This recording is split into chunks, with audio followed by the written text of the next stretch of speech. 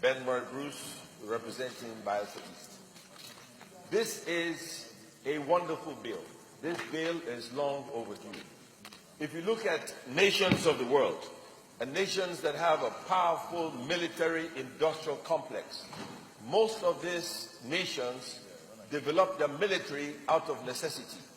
Israel, after the state was set up after the Second World War in 1947, I think, they felt encircled by the Arabs, and they felt they needed a military-industrial complex to survive as a nation.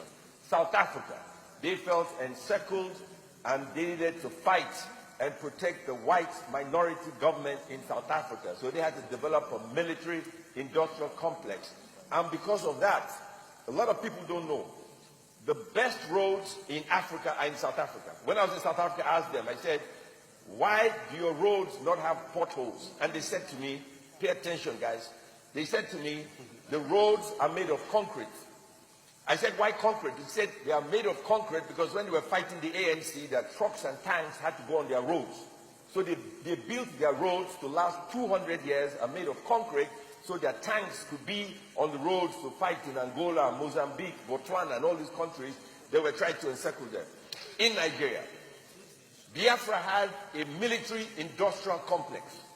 They had no money. They were fighting Nigeria at the time from 1967 to 1970. They made their bombs. They made their propelled grenade. They had their tanks. They had, what's that again? Ogbunige. Now, they had all of that. When the war ended, this was dismantled. I was a kid. I went to the vice president of Nigeria, Vice Admiral Way. I said, why did you disband the military-industrial complex of Biafra? We could have been integrated into Nigeria, and by now we could have had a nuclear bomb. And he said to me, the reason was they felt Biafra would rise again.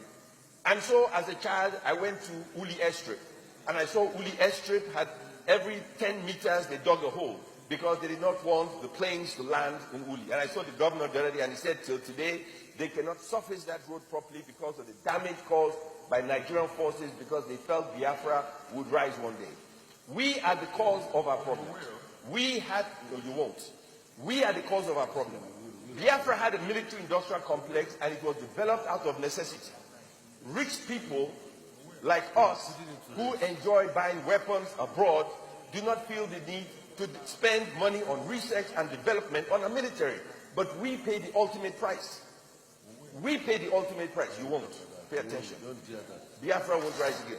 We pay the ultimate price. We must spend money on research and development. The brightest, smartest engineers, professors, folks in Nigeria live abroad developing weapons for other nations of the world. The technology exists. It is not rocket science. The scientists who are Nigerians exist. To put this together is not very expensive. There is no need for Nigeria. There is no need for Nigeria to buy bullets. We can make bullets. There is no need for Nigeria to buy AK-47. We can make it. There is no need for Nigeria to buy grenades. We can make it. There is no need for Nigeria to buy drones. We can make it. There is no need for Nigeria to import cars.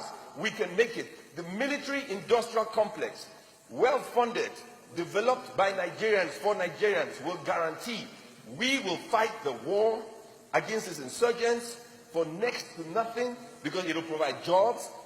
We have the technological base. It already exists. We could export our equipment. Why should we import armor tanks from South Africa? The technology is simple. And sometimes when I see Nigeria disintegrate, I in my heart believe that the people who run Nigeria have no interest in ruling this country. I feel sometimes that they are foreigners, they come and visit Nigeria and they go back to their country. Because if they really cared about Nigeria, if they really cared about this country, to make a bomb, a grenade, AK-47, bullets, is a piece of cake. The technology exists. We have the raw materials in the country. The scientists exist. The money is available. And therefore, Mr. President, this bill should pass. And we must tell the executive to implement this immediately. Thank you very much.